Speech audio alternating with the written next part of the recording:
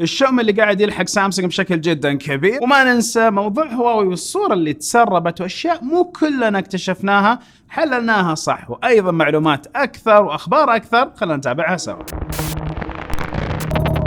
السلام عليكم ورحمة الله وبركاته، أخوكم فيصل السيف وحلقة جديدة من الأخبار حقت العلوم والتقنية. نبدأها بأول خبر عن العلوم واكتشاف أحفورتين جداد. أول أحفورة في كندا، هذه الأحفورة للذئب نوعا ما محنط بشكله الكامل، تعود إلى عشرات الآلاف من السنين. هتعطي معلومات أكثر للناس تم اكتشافها عام 2016، طبعا معلومات أكثر للعلماء قصدي، وحتعطي إن شاء الله معلومات عن نفس الفصائل حقت نقدر نقول الذئاب، كيف تطورت، كيف تغيرت عبر الزمن، ولا حتى أنها زي ما هي. فمسألة الإيفولوشن اللي هي نقدر نقول تطور المخلوقات والشيء هذا كله يمكن يكون من ناحية الحيوانات شيء جدا مكذوب، وكان في فصائل إلى الحين ممتدة بنفس الخصائص وكل شيء. الأحفورة الثانية موجودة في أستراليا، وهي تعتبر حاليا أقدم أحفورة في العالم، حوالي 50 إلى كم 100 وشوي 558 مليون سنة، شيء جدا قديم. ونتكلم انه هذه أحفورة صخرية لقوها لمخلوق رخوي، فقاعدين ايضا يكتشفوا معلومات اكثر، وقاعدين يثبتوا انه نعم كان في مخلوقات على كوكب الارض في هذا العمر. وما اوتيتم من العلم الا قليلا، وكل ما قاعدين نكتشف اشياء اكثر. ولكن لاحظوا انه كثير من الاكتشافات اللي قاعدين نذكرها في الاخبار اخر يمكن 20 حلقة دائما لها في ان الثلوج قاعدة تذوب وقاعد يبان احافير. فهنا نتكلم على خطورة حقت الجلوبال وورمينج. سؤال، دائما هذه الأسئلة مثيرة للجدل، الجلوبال وورمينج والاحتباس الحراري هل تؤمن فيه أو لا؟ ننتقل للهجولة حقة الفضاء ونقول إنه سبيس إكس رسميا وقعوا مع أول عميل يبي يطلع للقمر. العميل اللي بيطلع للقمر هو ملياردير ياباني، عنده متجر أونلاين ياباني من أكبر متاجر بيع الملابس على الإنترنت في اليابان، 2.1 مليار نفس الثروة حقته. ونتكلم على إنه وقع مع سبيس إكس إنه بيطلع على القمر، وفي أصلا مسوين هاشتاج للروح للقمر والأشياء دي كلها، وعزم من 6 إلى 8 فنانين، بشرط إنه الفنانين هذول يروحوا مع القمر، ولما يرجعوا يسووا سيمفونيات او يسووا الحان ميوزك حاجه شيء تابع على نفس الرحله. ناس فاضيه. اوكي نكمل على إيلون ماسك. إيلون ماسك دائما قاعد ندري سبحان الله اتكلم على الادمي هذا، وفي اشياء ايجابيه وفي اشياء سلبيه، وفي شيء غامض حول الادمي. فهو قاعد الحين، او بلا صح تسلا شركه احد شركاته قاعده تخضع للتحقيقات من نفس الديبارتمنت اوف جاستس. نتكلم على اداره نقدر نقول الجاستس العداله، نفس وزاره العداله، او نقدر نقول الديبارتمنت اوف العداله اللي هو قسم العداله في الولايات المتحده الامريكيه. والشيء اللي قاعدين يصير لهم انفستيجيشن تحقيق حوله هو مسألة التغريدات اللي طلع فيها إيلون ماسك.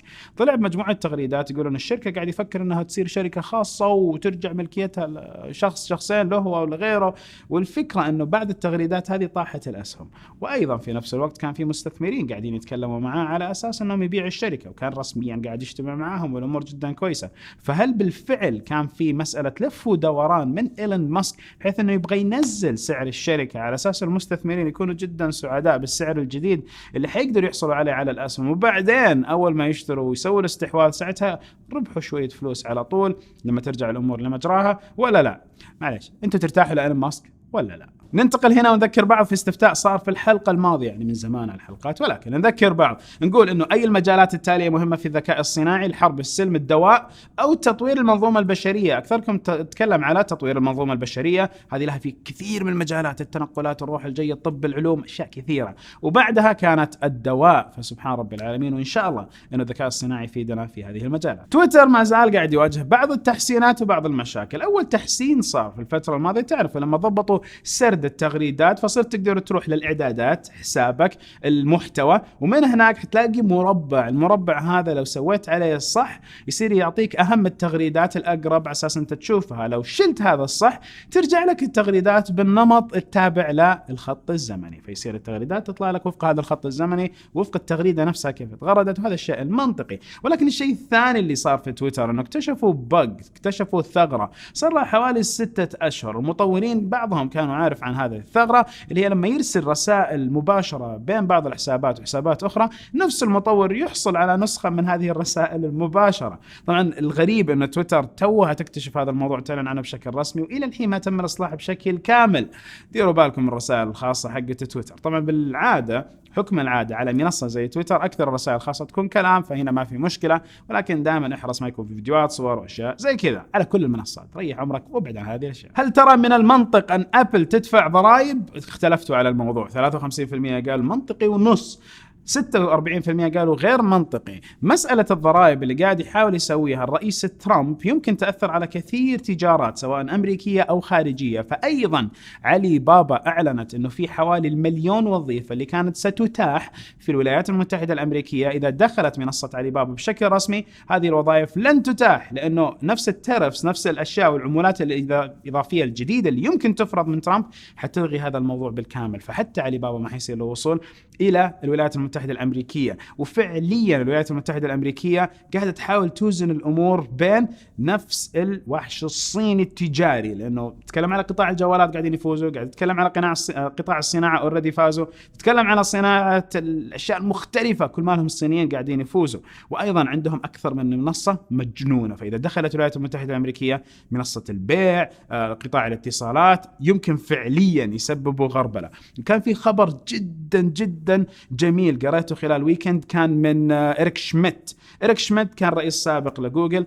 إريك شميدت قال إنه لو الصين استمرت على نهجها في حجب جوجل وإنها تستحدث نفس الخصائص والميزات اللي تشابه جوجل لها زي بيدو محرك البحث اللي موجود عندهم والخرائط والأشياء، في عام 2020 حاجة و20 حيصير فيه 2 انترنت في العالم، انترنت عالمي وانترنت خاص في الصين. هذه بسبة الكثافة السكانية اللي موجودة وكمية ونسبة التبني للانترنت في الصين وأيضا حول العالم. فالصين عندهم الكثافة السكانية اللي تأهلهم أي خدمة خاصة فيهم يقدروا ينجحوها ويطلعوها السماء. نروح الحين لباث. ولحظة شوف، بوضح لكم إنه باث مرة مو مهم لكثير من الناس. باث أعلنوا رسميا قبل كم يوم أنهم خلاص بيغلقوا المنصة على شهر أكتوبر، الدعم الفني بينتهي في نوفمبر. حطيناكم التواريخ، حطيت تغريدة. أجل التغريدة اللي أثبتت لي أنه فعليا باث مو مهم. لما حطيت التغريدة وانتشرت بشكل جدا كبير، وقلت في التغريدة معلومات أنه متى آخر دعم فني، متى المنصة بتوقف، متى تقدر تحمل النسخة حقتك الاحتياطية من البيانات والمعلومات حقت باث، حطيت معلومة أنه بالغلط دعم الفني حيوقف تاريخ 15 أكتوبر. التاريخ الصحيح 15 نوفمبر، فرق شهر كامل. ولا أحد صحح لي، ولا أحد فكر يصحح لي، والخبر حط صورة وفيها هذه المعلومة. للدرجة ما حد مهتم بباث. أنا آسف إني ضيعت من حياتكم 20-30 ثانية على خبر غير مهم لمنصة غير مهمة. مع السلامة باث. ولكن الحين نروح لأشياء جميلة. فنتكلم على الإي-ترون من أودي، سلسلة جديدة من سيارات الSUV من أودي، بتبدأ بعام 2019. هذه السيارات تبدأ من حوالي 70 إلى 80 ألف دولار. هي سيارات كهربائية، فأودي رسميا دخلت مجال السيارات الكهربائية. وأيضا مرسيدس سبق وأعلن أنهم دخلوا هذا المجال. باقي فولفو وباقي أكثر من شركة حتعلن سياراتها الكهربائية. وعام 2019 غربلت مجال السيارات، وصدمة كبيرة في مجال السيارات، لأنه سيارات كهربائية كثير حتبدأ تنزل على الأسواق من شركات ألمانية تدخل المنافسة في مجال لم يكن ينافس فيه غير الشركات اليابانية، بعض الشركات الكورية، وبعض الشركات القليلة الصينية. ولكن الشركات الأساسية اللي كانت موجودة في هذا المجال اليابانية، وأيضا كم شركة أمريكية. يعني معلش مش كم شركة، هي شركة تسلا بس. فنتكلم على مجال السيارات الكهربائية حيكون في صدمة جدا كبيرة. وأجمل تحية لأهل الأردن. ليش؟ لأنهم من أكثر الشعوب العربية تبنيا للسيارات الكهربائية. وفي الخلاف العظيم اللي يصير بين التقنيين وبين العلماء على مسألة المستقبل، سيتم تغيير كثير من الوظائف ويتم محيها من التاريخ، ولن تستبدل بوظائف أخرى. بل أنه في مجلس الاقتصاد العالمي World Economic Forum تم الإعلان عن نقاش جدا كبير، وقالوا أنه أبدا هذا الشيء مو صحيح، بأنه في عام 2022 سيتم استحداث الكثير من الوظائف اللي حتعين الناس وتساعدهم في مجالات أفضل مما كانت عليه. فإنه إزالة الوظائف وأنه يصير في وظائف أقل للبشر مع أتمتة نفس الأجهزة للوظائف، هذا الشيء غير صحيح. بل أنه نفس الروبوتات حتساند، وأيضا البشر حيصير لهم مجالات أكثر وكبيرة في مجال المستقبل رغم وجود الروبوتات. طبعا أحد أهم المجالات اللي لازم نذكرها هنا لانها هي مجال تحليل البيانات والقطاعات اللي نقدر نقول فيها تحتاج داتا اناليسيس، لانه الداتا اناليسيس تقدر تسويها الاجهزه وتقدر توضحها، ولكن توثيقها وربطها بالمجتمع دائما يصير من البشر، لانه الاجهزه الى الحين ما تعرف العواطف والشعوب وما تقدر تحلل هذه الامور. هذه احد النقاط. نسوي مقارنه بين الاوبو فايند اكس مع جالكسي نوت 9. ابشروا بها، تنزل ان شاء الله قريبا، لانه الجالكسي نوت 9 حصل على اكثر تصويت، ولكن التصويت الاجمل الحين لما نتكلم على الايفون اكيد الماكس. الايفون ماكس تبغوا المقارنه تكون مع النوت 9 او تبغوا المقارنه تكون مع الاجهزه الاخرى اللي هي البي 20 برو على سبيل المثال.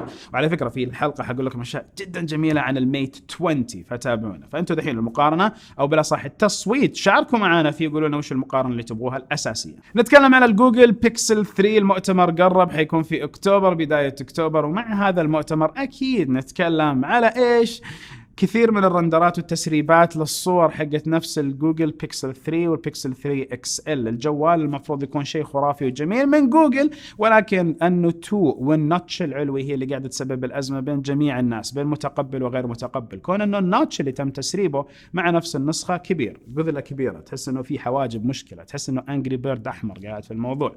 فهنا في مشكله قاعدين نشوفها مع جوجل. وفي ايضا نفس الكلام اللي سبق وذكرناه، يمكن يكون مقلب من جوجل ويطلع الجوال اصلا ما في ناتش بالشكل الكبير هذا. الحين النسختين خلاص من التسريبات عرفنا انه العاديه ما فيها ناتش، وانه الاكس ال فيها الناتش، فكون ناتش موجود صار في هذه الكتله. والشيء الجميل هو احد الصور اللي سواها احد المهتمين في المجال وحط لك ناتش يمكن فيها 60 جهاز او 60 حساس. هذه الصورة اللي انتم شايفينها قدامكم. تعليقا على خبر من شركة هواوي ذكرناه في الحلقة الماضية عن تلاعب في نفس الارقام اللي تطلع مع نفس ال 3D بنشمارك تيست، اللي هو اختبار قوة الاداء مع احد التطبيقات ال 3D مارك. و 3D مارك ازالت بعض الجوالات حقت هواوي من منصتها، والارقام اللي حققوها على هذه المنصة. طبعا بالاستفتاء اللي سويناه قلنا لكم بنظرك مين اللي غلطان، هواوي لانها تتلاعب بالاختبارات. 43% منكم قال كذا، 15% قالوا شركة 3D مارك طلعت هواوي، و40% قال كلهم غلطانين. اتفق مع ان كلهم غلطانين. لازم يوضحوا هذه المعلومه هواوي من البدايه،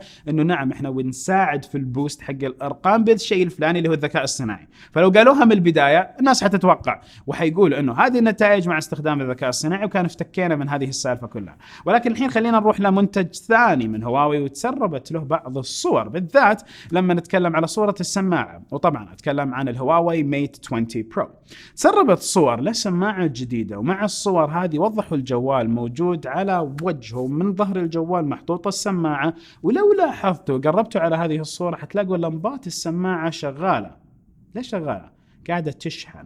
إذا هي قاعدة تشحن، وهاي يكون في الميت 20 برو شحن لاسلكي. لو فعلا هذه الصورة حقيقية من التسريبات، تخيلوا إنه زمان طلعوا هم شيء اسمه OTG، كان موجود on the go من نفس الجوالات، إنه الجوال تشبك عليه وصلة تحول لك المايكرو USB إلى منفذ USB كامل، تشبك عليه جوال وتشحنه.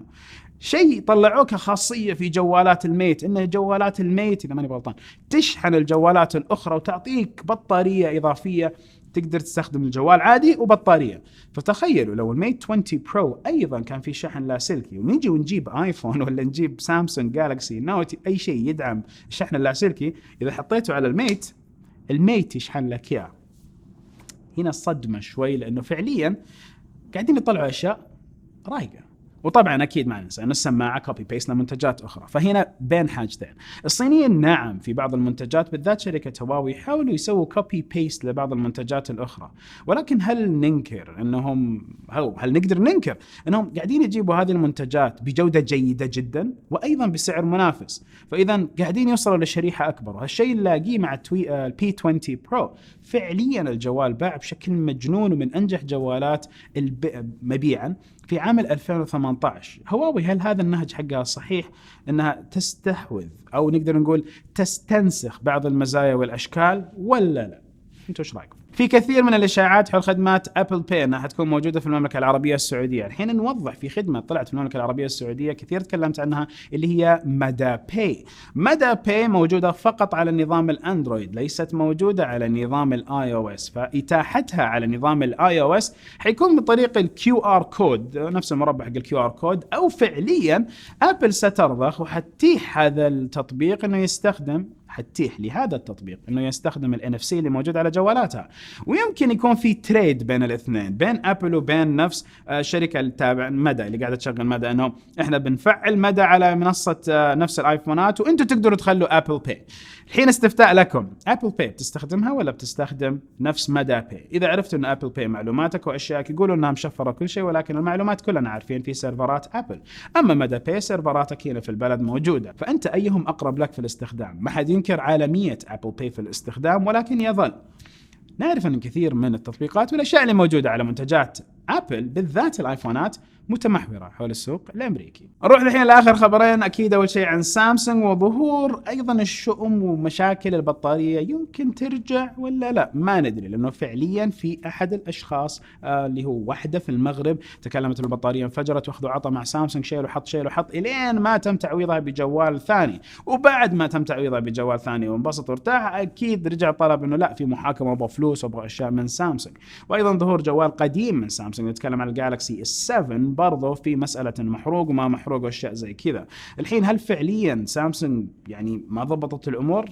شخصيا لا ارى هذا الشيء. يعني شركه مثل سامسونج قدرت تتعوض نفس الشيء اللي صار مع النوت 7، قدرت ترجع بشكل قوي. طلعت لنا نظام الثمان نقاط اللي او 8 اختبارات اللي سووها مع البطاريات عشان يتاكدوا من كفاءتها. كميه بيع الاجهزه اللي صارت من النوت 7 والرجوع بعد النوت 7 الى الان بالملايين، وظهرت حالتين ما ظنيت الشؤم رجع بشكل كامل بغض النظر عن بعض التقارير، ولكن اظن انه في الموضوع في شيء في الموضوع. ودائما لما انت تلاقي انه في مكان تقدر تجي منه فلوس، للاسف اذا كان المكان متابع لك ولا خاص لك ولا مسموح لك تروحه، في بعض الناس حتحاول تكسر القانون على اساس تحصل منه على بعض الاسماك. بهالموضوع يمكن بعض الفلوس. تتفق معي ولا لا؟ يعني مجرد وجهة نظر. وش رأيكم؟ وأيضا نروح للخبر الأخير لما نتكلم على مبيعات نوعا ما أو طلب مسبق نوعا ما مخيب للآمال على الآيفون 10s الإكس اس، كون أنه كثير من الناس لم يراه شيء جذري متغير ولا أنه شيء مختلف عن الشيء اللي طلع في العام الماضي اللي هو الآيفون 10. وكثير من الناس توجه إلى حاجتين، أكيد نتكلم على الآيفون 10s ماكس، وأكيد الساعة حقت السلسلة الرابعة اللي فيها الإي سي جي ولا CEG كارديو الكتريوجرام اللي هو تخطيط القلب. ما جبتها صح ولا لا؟ معليش اوكي ما ادري. المهم نتكلم على انه هذه الساعه وايضا الماكس كانوا هم المنتجين اللي حظيوا باكثر طلب مسبق. الساعه وصلتنا، الجوال وصلنا، وقاعدين نستخدم، وطلع لكم فيديو ضرب الحمد لله بشكل جدا جميل. ففي منتجات اكثر. شركه ابل لما سوت الموضوع هذا مع ال10s وايضا مجموعه المحتوى اللي طلعنا فيه ورده الفعل اللي طلع في المحتوى تثبت 100% انه الوعي اللي موجود عندكم، الوعي اللي موجود عند مستخدمين الجوالات جدا جدا عالي فوق ما نتصور. الموضوع ليس زي ما كان قبل 5-6 سنوات. التقنيين وكلنا قاعدين صناع المحتوى قاعدين نلاحظ هذا الاثر، انه فعليا صار في وعي كبير عند المستخدمين، وصاروا قبل ما يشتروا اي جهاز يفكروا ويشوفوا هل فعليا في فرق ولا لا، ومنها يتخذوا القرار. وايضا لو رجعنا بالزمن الى 5 سنوات حنلاقي انه ابل وسامسونج على القمه، ما في غيرهم قاعدين يتنافسوا. اما حاليا في مجموعه شركات جدا كثيره، في تنافس جميل وفي وعي من المستخدم، صار يشوف كل الخيارات قبل ما ياخذ احد الخيارات. وما ننسى انه ايضا شركه ابل نعم قاعده تعطينا منتج بجوده جدا عاليه، ولكن برضه قاعده تتوجه انها تكون منتج لكجري براند، منتج غالي الثمن، بغض النظر أعطانا أفضل تقنيات ولا لا. معلش طولت عليكم، ولكن شفتوا مسألة بغض النظر كأنك تشتري سيارة يابانية وتشتري سيارة كورية. السيارة اليابانية لكسس جدا رايقة ممتازة، ولكن ما فيها آخر الخصائص، ولكن لكسس هي لكسس خلاص عارف لكجري.